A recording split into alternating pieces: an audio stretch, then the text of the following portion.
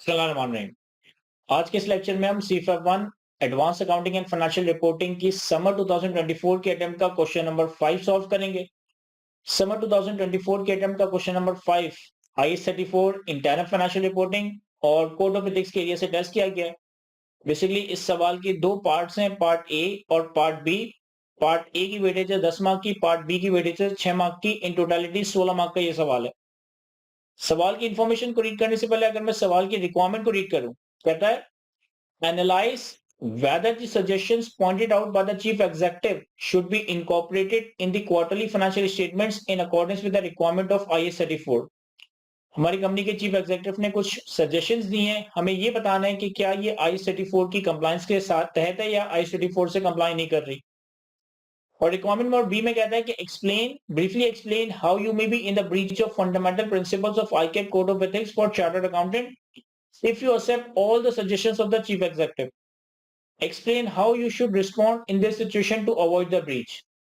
तो basically part B में ये कह रहा है कि CFO की जो सजेशंस हैं, अगर आप इसे फॉलो करते हो तो आप ICAP के किन फंडामेंटल प्रिंसिपल्स का ब्रीच कर रहे होंगे और इन फंडामेंटल प्रिंसिपल्स के ब्रीच से बचने के लिए आपको क्या कोर्स ऑफ एक्शन किस तरह से रिस्पॉन्ड करना चाहिए।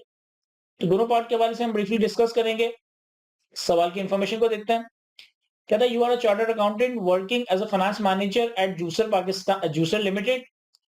Due to GL recent listing in Pakistan Stock Exchange, you prepared the first interim financial statement for the quarter ended 31st May 2024 and sent them to Kashif Raza, the chief executive, for review। आप एक company juicer limited के finance manager है, chartered accountant है और juicer limited जो है वो recently Pakistan stock exchange पे लिस्ट हुई है। लिस्टेड कंपनी की वजह से अब इसे इंटरम फाइनेंशियल स्टेटमेंट्स बनाने हैं और इनका क्वार्टर एंड हुआ रहा है 31 मई 2024 पे। आपने इंटरम फाइनेंशियल स्टेटमेंट्स बना के चीफ एग्जीक्यूटिव काशिफ को भेजें उनके सजेशंस के लिए, उनके रिव्यू के लिए। The chief executive has pointed you with the following email, और आपके चीफ एग्जीक्यूटिव ने ये रिस्पॉन्ड दिया है। कहता है dear gentleman, I have reviewed the draft of the first quarterly financial statements that you have prepared. Being the first interim financial statement to be published, they are extremely critical for the company's future success. Please update them in respect of the following matters which will reduce their overall size and will ensure that they show true profitability। तो chief executive ने पहले तो आपको greet किया कि आपने बहुत अच्छा काम किया है, लेकिन चूंकि हमारी कंपनी के पहले इंटरनल फाइनेंशियल स्टेटमेंट्स हैं तो कंपनी की सक्सेस के लिए काफी रेलेवेंट है, क्रिटिकल है। इसने कुछ मैटर्स आइडेंटिफाई किए, आपको इस पे रिव्यू देना है, इस पे जवाब देना है और इसका ऑब्जेक्टिव ये है कि हम फाइनेंशियल्स का साइज रिड्यूस करें और ट्रू प्रॉफिटेबिलिटी को रिपोर्ट करें। कहता है I greatly appreciate your efforts and believe you deserve a promotion. अच्छा, लालच भी दे रहा है आपको कि आपने जो एफर्ट्स किए वो अच्छी है और आप प्रमोशन डिजर्व करते हैं। I look forward to seeing the revise quarterly financial statements after incorporating my suggestions. यानी कि चीफ एग्जीक्यूटिव आपको कह रहा है कि ये सजेशंस इनकॉर्पोरेट करके दे दें, हमें चीफ एग्जीक्यूटिव को बताना है कि भाई ये होना चाहिए नहीं होना चाहिए। ठीक है, अब देखिए IAS 34 इंटरम फाइनेंशियल स्टेटमेंट्स ये फाइनल के पर्सपेक्टिव से ऐसा कोई इतना इंपॉर्टेंट स्टैंडर्ड नहीं है, तो जनरली बहुत लिमिटेड स्टूडेंट्स ही होंगे जो कि इस स्टैंडर्ड को कवर करके गए होंगे। ज्यादातर स्टूडेंट्स इस स्टैंडर्ड को कवर नहीं कर रहे होंगे क्योंकि मेरा नहीं ख्याल है कि इससे पहले ये पिछली 20 अटेम्प्ट में शायद हार्डली एक दो दफा टेस्ट हुआ था। लेकिन अगर आपके पास एग्जाम में इस तरह का सवाल आ जाता है, 16 मार्क की वेटेज और आपके पास एग्जाम में 20-25 मिनट भी है या आधा घंटा भी है सवाल को सॉल्व करने के लिए, तो वहीं पे स्टैंडर्ड्स को रीड करके, स्टैंडर्ड्स को पिक एंड चूज करके चीजें प्लॉट की जा सकती है, इजीली पासिंग मार्क्स सिक्योर किए जा सकते थे। हमारे पास चूंकि एफएफआर का जो हमारा ये एग्जाम है, ओपन बुक एग्जाम है, जिसमें हम आईएफआरएस की रेड बुक ले जा सकते हैं, तो आईएफआरएस की रेड बुक्स में से ही हम IAS 34 का स्टैंडर्ड ओपन करके कुछ हद तक इस सवाल का जवाब दे सकते हैं और पासिंग मार्क्स बआसानी आधे घंटे के अंदर सिक्योर कर सकते हैं। तो मैंने आपके सामने IAS 34 का standard part A part B दोनों ओपन कर रखे हैं। इसलिए हमारे पास जो स्टैंडर्ड्स होते हैं वो दो सेपरेट बुक्स में डिवाइड हुए होते हैं। एक मेन स्टैंडर्ड होता है, एक में हमारे पास बेसिस ऑफ कंक्लूजन, एक्सप्लेनेशन और इलस्ट्रेटिव एग्जांपल्स आ रही होती हैं। तो ये पार्ट ए है और ये पार्ट बी है। ठीक है, हम क्या क्या कहता है सवाल में, you have prepared the statement of profit and loss and the statement of comprehensive income separately as you do it in the annual financial statements. These two statements should be combined into a single statement। Chief executive कह रहा है कि आपने statement of profit and loss और statement of comprehensive income separately बनाई है, जिस तरह से आप एनुअल फाइनेंशियल स्टेटमेंट्स में करते हो। एक काम करो, इन दोनों स्टेटमेंट्स को कंबाइन कर दो और एक statement of total comprehensive income बना दो। एक statement of total comprehensive income में P&L और OCI दोनों आ जाएगा। ठीक है। Point number 2, as recommended by software development manager, you have recorded the development cost of software as an asset in these interim financial statements, as these costs are expected to meet the recognition criteria during the next quarter. I believe that we should not recognize these costs as asset rather than expense in the quarterly financial statements. तो यहाँ पे apparently ऐसा लग रहा है कि हम गलती कर रहे हैं। सॉफ्टवेयर डेवलपमेंट मैनेजर के कहने पे हमने डेवलपमेंट कॉस्ट को कैपिटलाइज कर दिया एज अ एसेट, जबकि ये रिकॉग्निशन क्राइटेरिया नेक्स्ट क्वार्टर में मीट करेगा। अभी रिकॉग्निशन क्राइटेरिया मीट नहीं हुआ, तो चीफ एग्जीक्यूटिव कह रहा है कि आप उनके हिसाब से ये एसेट के तौर पर रिकॉग्नाइज नहीं होना चाहिए था, एक्सपेंस आउट होना चाहिए था। तो यहाँ तो मुझे चीफ एग्जीक्यूटिव की बात सही लग रही है, इवन तो कि मैंने I-34 अभी देखा नहीं, I-34 क्या कहता है। Point number 3, although there have been some significant transaction with the related parties during this quarter, they may be covered in the next annual report. Hence, disclosure of the related party transaction should be removed from the quarterly financial statements. हमने related party के साथ कुछ significant transactions की है, जिसे हम annual report में cover कर देंगे, तो इसे internal financial से delete करने के लिए कह रहा है। Point number 4, 40% of the annual sales are usually generated during each season, which will be in the second quarter of the year. However, we are producing the inventory evenly throughout the year, incurring significant cost. Following the matching principle, a fair proportion of the each sale should be accrued in the first quarter of the financial statement, compensating for the cost being incurred in the manufacturing of the inventories. देखो क्या कह रहा है, कह रहा है हमारी जो एनुअल सेल्स है ना, इसका 40% ईद में होता है, यानी कि हमारा सीजनल बिजनेस है और ये सेकंड क्वार्टर में आएगा। क्योंकि इस क्वार्टर में हमने काफी ज्यादा इन्वेंट्री मैन्युफैक्चर की है, प्रोड्यूस किया, तो सिग्निफिकेंट कॉस्ट इनकर किए। एक काम करें कि मैचिंग प्रिंसिपल को फॉलो करते हुए अगले क्वार्टर की ईद की सेल्स को आज ही अक्रू कर लें, ताकि आप इसकी कॉस्ट को कंपनसेट कर सके, ताकि आप इसकी मैन्युफैक्चरिंग कॉस्ट को कंपनसेट कर सके। मुझे नहीं पता अभी फिलहाल कि I-34 इस बारे में क्या कहता है, लेकिन मुझे इतना समझ आता है कि अगर हमने इन्वेंट्री प्रोड्यूस भी की है, तो वो इन्वेंट्री एक्सपेंस आउट थोड़ी हुई होगी। अगर आपने इन्वेंट्री प्रोड्यूस की है और वो अगले क्वार्टर में बिकेगी, तो वो इन्वेंट्री तो वैसे भी बैलेंस शीट पे कैपिटलाइज हो जाएगी, उसे एक्सपेंस तो उस वक्त किया जाएगा जब बेचा जाएगा। तो यहाँ पे थोड़ा सा एक लॉजिकल या कॉन्सेप्चुअल एरर है। I-34 क्या कहता है वो भी देख लेंगे। Point number 5, variable lease payment for the plant and machinery based on achieving the annual sales target should be accrued, even though the related sales target has not been achieved in the first quarter, but is expected to be achieved during the full year.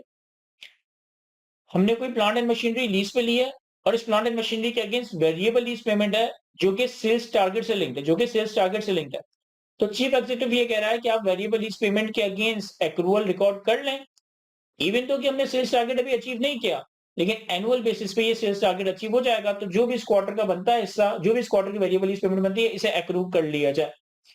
तो ये हमारे पास 4 suggestions कह लें या instructions कह लें या order कह लें, ये हमारे पास ऑर्डर है। हमें इसके हवाले से कमेंट करना है कि क्या सीईओ सही कह रहा है, गलत कह रहा है, क्या करना चाहिए, क्या नहीं करना चाहिए।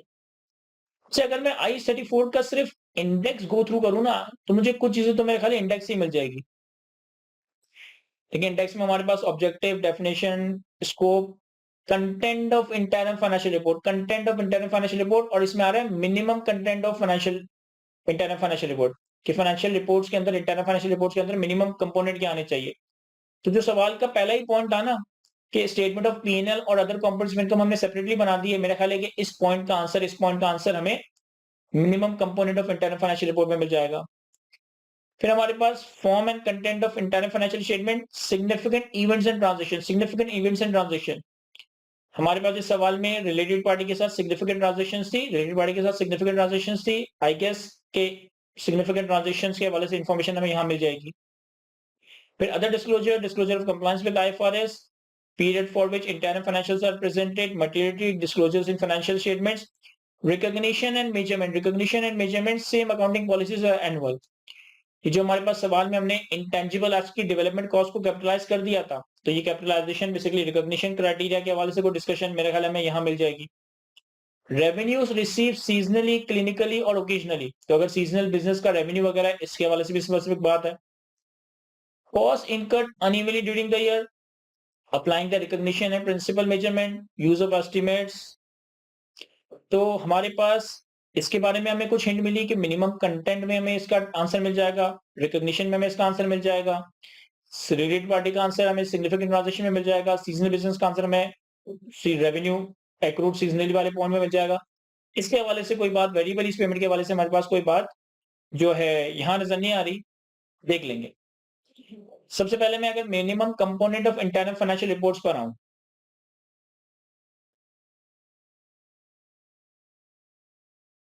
तो content of internal financial report, इसमें पॉइंट पैरा 5 में कह रहा है कि IS1 के हिसाब से कंप्लीट फाइनेंशियल स्टेटमेंट्स में ये सारी चीजें आती हैं, balance sheet, P&L, other comprehensive income, changes in equity, cash flows, notes and so. फिर हमारे पास आ रहा है minimum component of the internal financial report, minimum component of the internal financial report. An internal financial report shall include at a minimum the following: condensed statement of financial position, condensed का मतलब होता है summarized, condensed statement और condensed statement of profit and loss and other comprehensive income, condensed statement of changes in equity, condensed statement of cash flows and selected explanatory note। तो internal financial reports में minimum ये content आनी चाहिए, और point B में लिखा है कि statement of profit and loss and other comprehensive income. Chief executive ये कह रहा था कि आपने P&L और other statement of comprehensive income separately बना दी थी, जैसे आप एनुअल फाइनेंशियल स्टेटमेंट्स में करते हो। एक काम करो, इन दोनों को मर्ज कर दो, इन दोनों को एक सिंगल स्टेटमेंट बना दो। अब यहाँ पॉइंट बी में इन दोनों को एक साथ ही लिखा हुआ है, लेकिन इसी के बाद एक और पैरा है, if an entity presents the item of profit and loss in a separate statement as described in para 10 of IS1, it present interim condensed information from that statement. तो पैरा 8A में ये कह रहा है कि अगर आप सेपरेट स्टेटमेंट बनाते हो प्रॉफिट एंड लॉस की, IS1 के हिसाब से जो हम अपने एनुअल फाइनेंशियल्स बनाते हैं, उसमें अगर हम प्रॉफिट एंड लॉस के लिए सेपरेट स्टेटमेंट्स बनाते हैं, तो interim financial information, interim financial reports में भी हमें इसे ऐसे ही प्रेजेंट करना होगा। यानी कि चीफ एग्जीक्यूटिव जो ये कह रहा था कि आप एनुअल अकाउंट्स में तो सेपरेट स्टेटमेंट बनाते हो, लेकिन कंडेंस में मर्ज कर दो, यहाँ पे चीफ एग्जीक्यूटिव की बात सही नहीं है, क्योंकि IS34 के पैरा 8A कहता है अगर हम IS1 यानी कि एनुअल फाइनेंशियल स्टेटमेंट्स में सेपरेट स्टेटमेंट बना रहे हैं, तो हमें कंडेंस इंटरनल फाइनेंशियल स्टेटमेंट्स में भी इसे सेपरेट करना पड़ेगा। अब इसका साथ साथ मैं ICAP का सॉल्यूशन भी डिस्कस कर लेता हूं। ये मैंने आपके सामने ICAP का सॉल्यूशन ओपन किया है। पॉइंट नंबर 1 में कहता है, as per IS34, if an entity presents item of profit and loss in a separate statement, it present interim condensed information from that statement. यानी कि ये लाइन इन्होंने यहां से ही उठाई है, पैरा 8A उठाया है। Since JL presents both statements, since JL presents Juicer Limited presents both statements separately in the annual financial statement, so this suggestion does not comply with IS34, and a separate statement of profit and loss should be presented in the quarterly financial statements। देखो, IS34 ये कहता है कि interim financial report में आप statement of P&L और other comprehensive income एक ही बना दो, लेकिन अगर आप एनुअल अकाउंट्स में सेपरेट स्टेटमेंट बनाते हो, तो फिर इंटरम फाइनेंशियल स्टेटमेंट्स में भी सेपरेट बनाना होगा। चीफ एग्जीक्यूटिव ने मैं बताया था कि हम एनुअल फाइनेंशियल स्टेटमेंट्स में तो सेपरेट बनाते हैं, इंटरम में कंबाइन कर देते हैं, लेकिन पैरा 8A के हिसाब से चीफ एग्जीक्यूटिव की ये सजेशन सही नहीं है। चीफ एग्जीक्यूटिव की ये सजेशन सही नहीं है, तो हम उसको बता देंगे कि IS34 की कंप्लायंस नहीं हो रही। IS34 के पैरा 8A के तहत सेपरेट P&L बनाना पड़ेगा। तो ये हमारे पास आसान सा पॉइंट नंबर 1 था। पॉइंट नंबर 2 में सॉफ्टवेयर डेवलपमेंट वाली बात थी। अब पॉइंट नंबर 2 के लिए हमारे पास जो रिकॉग्निशन वाला रेलेवेंट हेडिंग थी,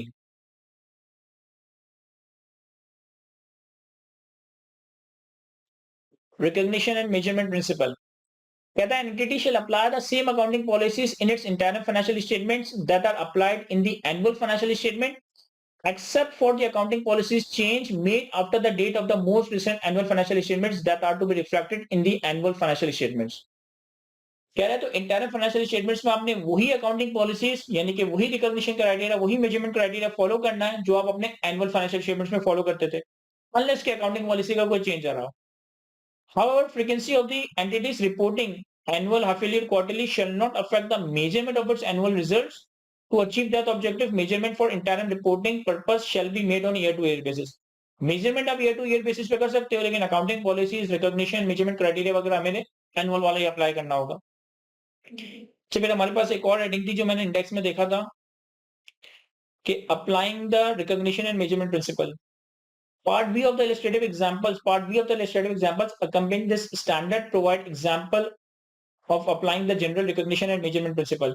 तो ये एक और हेडिंग है, applying the recognition and measurement principle, जो कि पार्ट बी की illustrative example पे रेफर कर रहा है. पार्ट बी में देखता हूँ क्या है. पार्ट बी के एग्जांपल्स में हमारे पास basis for conclusion, illustrative examples, illustration of period during to be presented, example of applying the recognition and measurement principle. Example of applying the recognition and measurement principle. इसमें देखते हैं क्या है. Example number B में, ये example number A, example number B.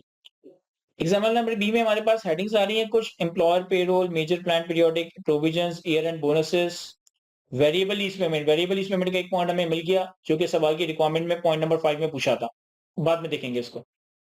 Intangible के बारे में कुछ कहता है. An entity will apply the definition and recognition criteria for intangible asset in the same way in an interim as in annual period.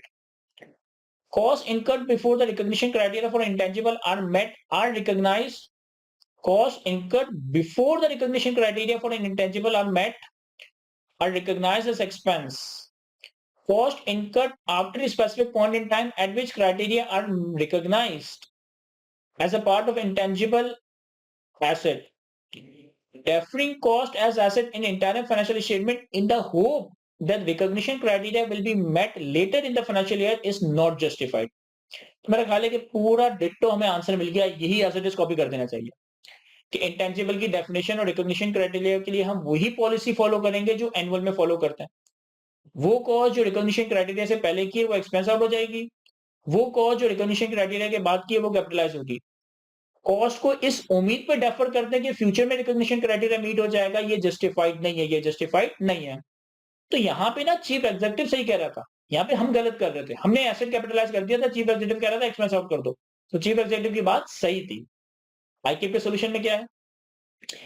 As per IAS 34, an entity shall apply the definition and recognition for the intangible in the same way in the interim period as it applies in an annual period. So this suggestion complies with IAS 34. Chief executive की बात सही थी. आप भी खुद को chartered accountant है, finance manager है, आपको पता ही नहीं थी ये बात. And recognizing development cost in asset in an interim financial statement in the hope that the recognition criteria will be met later is not justified. आपने जो काम किया है इस उम्मीद पे कि फ्यूचर में क्राइटेरिया मीट हो जाएगा, आज ही कैपिटलाइज कर दूं, आपने गलत किया. चीफ एग्जीक्यूटिव सही कह रहा था. फिर हमारे पास पॉइंट नंबर 3 में रिलेटेड पार्टी के हवाले से था. इसके हवाले से हमने हेडिंग देखी थी सिग्निफिकेंट इवेंट्स एंड ट्रांजिशन. इसमें सर्च करता हूं. तो चूंकि मैं सॉफ्ट में इस्तेमाल कर रहा हूं तो मैं डायरेक्टली इस पे पहुंच जाता हूं. आपको पेज स्किप करने पड़ेंगे. कहता है सिग्निफिकेंट इवेंट एंड ट्रांजिशन में an entity shall include in its interim report an explanation of event and transition that are significant to the understanding of changes in financial position and performance. Information disclosed in relation to those events and transition shall update the relevant information. A user of the interim financial report will have access to the most recent annual report of the entity. Therefore, it is unnecessary for the notes in the interim to provide relatively insignificant updates. तो para 15 और 15A में कह रहा है कि significant disclosures दे दो, significant information दे दो, insignificant बातों को हटा दो, एनुअल रिपोर्ट्स में वो आ जाएगी. पैरा 15B में हमारे पास आ रहा है the following is the list of events and transactions for which disclosure would be required if they are significant. ये हमारे पास एक लिस्ट आ रही है जिसके हमें डिस्क्लोजर्स देने अगर ये सिग्निफिकेंट है. The list is not exhaustive. ये कोई कंप्लीट लिस्ट नहीं है. कुछ भी अगर सिग्निफिकेंट है डिस्क्लोज करना. इसी अगर आप लिस्ट में देखेंगे ना तो पॉइंट नंबर जे में आ रहा है related party transaction. Related party transaction यानी कि अगर रिलेटेड पार्टी ट्रांजेक्शन सिग्निफिकेंट है तो इसे हमें डिस्क्लोज करना है. अगर रिलेटेड पार्टी सिग्निफिकेंट है तो इसे हमें डिस्क्लोज करना है. चीफ एग्जीक्यूटिव कह रहा था कि भाई रिलेटेड पार्टी तो एनुअल रिपोर्ट्स में आ जाएगा तो अभी इसको हटा दो. यानी कि चीफ एग्जीक्यूटिव की बात यहां पर सही नहीं है. चीफ एग्जीक्यूटिव की बात यहां पर सही नहीं है. आईकेप क्या कहता है? आईकेप कहता है एज पर IAS 34 related party transactions are included in the list of events and transactions for which disclosure would be required if they are significant.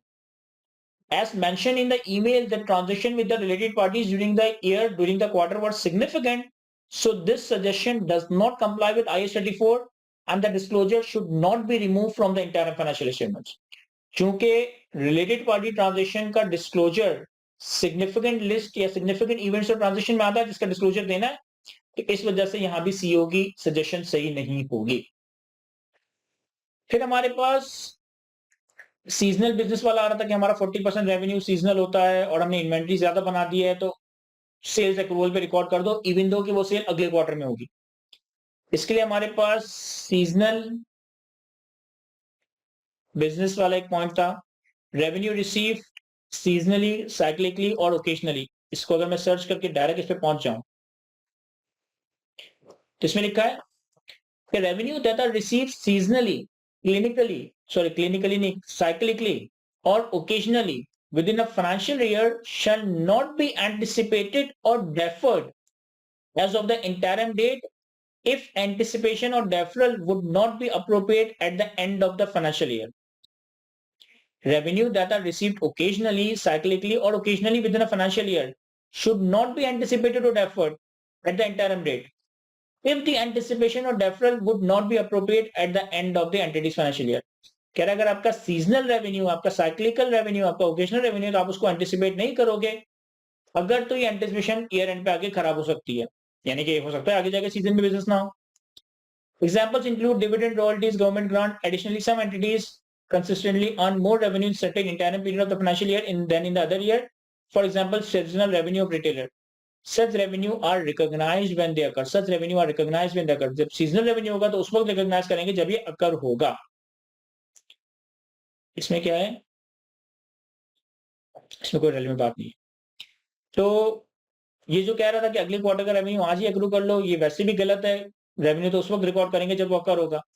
और इसने ये जो कहा था ना कि हमने सिग्निफिकेंट कॉस्ट इन्वेंट्री पे लगा दी है, ये थोड़ा-सा उसका कॉन्सेप्चुअल एरर है कि अगर इन्वेंट्री पे सिग्निफिकेंट कॉस्ट लगा दी है तो एक्सपेंस थोड़ी रिकॉर्ड होगा, वो तो इन्वेंट्री में कैपिटलाइज़ हो जाएगा। जब वो इन्वेंट्री बिकेगी, जब रेवेन्यू रिकॉर्ड होगा तब वो इन्वेंट्री कॉस्ट ऑफ सेल्स का पार्ट बनेगी। तो यही सारी बातें हमने इसको सॉल्यूशन में देनी है। आईकैप क्या कहता है? As per IAS 34, revenue that are received seasonally within the financial year shall not be anticipated as of the interim date if anticipation would not be appropriate at the end of the financial year. यानी कि ये para ना इन्होंने as it is copy paste कर दिया अभी तो। So this suggestion does not comply with IAS 34 and anticipation of sales would not be appropriate. Matching principle will not be violated as the cost of excess unit produced in the first quarter will not be expense in the first quarter. Rather, it will be the part of the inventories. However, IAS 34 requires explanatory comment about the seasonality of the operation should be added. कह रहे हैं यहाँ पे कोई matching principal खराब थोड़ी हो रहा है। आपने जो इन्वेंट्री बनाई है वो तो बैलेंस शीट पे चली जाएगी, वो एक्सपेंस आउट थोड़ी होगी। डिस्क्लोजर में बता दो कि भाई हम इन्वेंट्री बिल्ड इसलिए कर रहे हैं क्योंकि हमारा सीजनल बिजनेस है। ये बात इस स्टैंडर्ड में कहीं ना कहीं लिखी होगी। मेरे गाड़ी के सिग्निफिकेंट डिस्क्लोजर्स में लिखा होगा कि हमें अपनी जो बिजनेस है हमारा वो सीजनल है, ये हमें डिस्क्लोज करना है। अदर डिस्क्लोजर्स में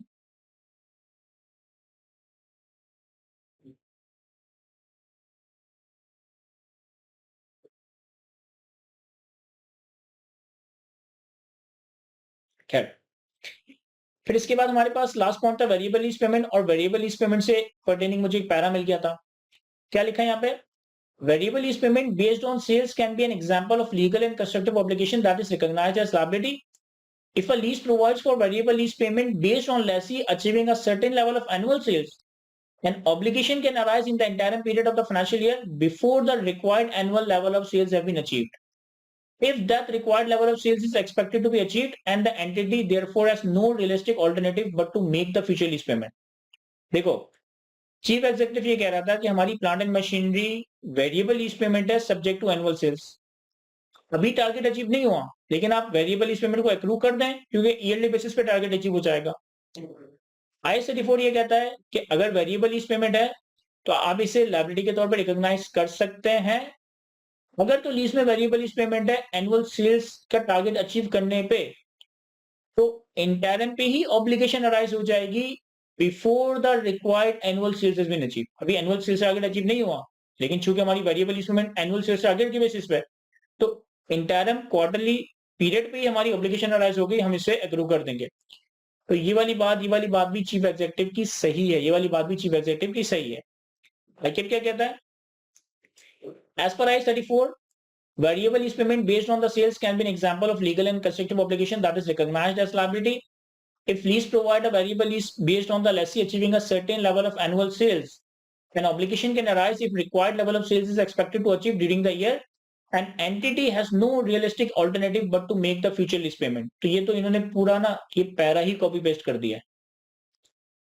So this suggestion complies with IAS 34 and the company Jusel Limited should accrue the variable lease payment based on the annual sales target despite the fact that sales target has not been met during the quarter. Quarter का target quarter basis पे तो annual target meet हो ही नहीं सकता ना, लेकिन annual basis पे target meet हो जाएगा तो क्वार्टर का जो एक्रूवल है वो हम रिकॉर्ड कर देंगे. तो ये हमारे पास 10 मार्क की वेटेज में हमें ये डिस्कशन करनी थी. अगर किसी ने IAS 34 ना भी पढ़ा हो लेकिन एग्जाम में अगर 15-20 मिनट निकाल लेना तो वही चीजें आसानी ढूंढ के आंसर कर सकता है. पार्ट बी में हमसे कहा था कि बताओ कि कौन कौन से ICAP के कोड ऑफ एथिक्स के प्रिंसिपल की वायलेशन है अगर सीईओ की सारी बातें मान लेते हो, और आपको क्या करना चाहिए. तो सर इसे मैं डिटेल में तो डिस्कस नहीं कर रहा, आप इसका सॉल्यूशन रीड कर लीजिएगा. बेसिकली यहाँ पे वही बात है कि हमारा प्रिंसिपल ऑफ इंटेग्रिटी खराब हो रहा है, ऑब्जेक्टिविटी खराब हो रहा है, प्रोफेशनल बिहेवियर खराब हो रहा है, क्योंकि वो हमें प्रमोशन की लालच दे रहा है. हमें जो IAS और IFRS की कंप्लायंस करनी चाहिए थी वो नहीं कर रहा है, हमें ऊपर से डोमिनेट किया जा रहा है. तो ये सारे प्रिंसिपल्स हैं जो कि ब्रीच हो रहे हैं. हमें क्या करना चाहिए सर, चीफ एग्जीक्यूटिव को समझाना चाहिए, इसको बताना चाहिए IAS 34 ये कहता है और आप ये कह रहे हैं. वो मान जाता है बहुत अच्छी बात है, नहीं मानता तो आप अपनी ही कंपनी के बोर्ड ऑफ डायरेक्टर्स को, ऑडिट कम्युनिटी को बता दें, फिर कोई और कोर्स ऑफ एक्शन होगा. वो भी नहीं मानते तो फिर रेगुलेटर्स को बताते हैं. और फिर हमेशा से यहाँ लिखा होता है जो कि प्रैक्टिकली तो पता नहीं कौन ही करता होगा कि कुछ भी नहीं हो रहा ना तो फिर जॉब ही छोड़ दो. इन्होंने भी लास्ट पॉइंट लिख दिया कि रिजाइन फ्रॉम द जॉब. तो ये पार्ट भी 6 मार्क की वेटेज है, कोड ऑफ एथिक्स से पूछा गया है. इसका सोल्यूशन मैं रीड नहीं कर रहा, अब इसे खुद रीड कर लीजिएगा. जनरल बातें यहाँ पे जो कि जनरली पूछी जाती है. तो यहाँ तक हमारा ये सवाल कंप्लीट हो जाता है. आई होप कि मैं आपको अच्छे से एक्सप्लेन कर सका हूँ. आज की गुफ्तगू को यहीं तक रखते हैं. Thank you.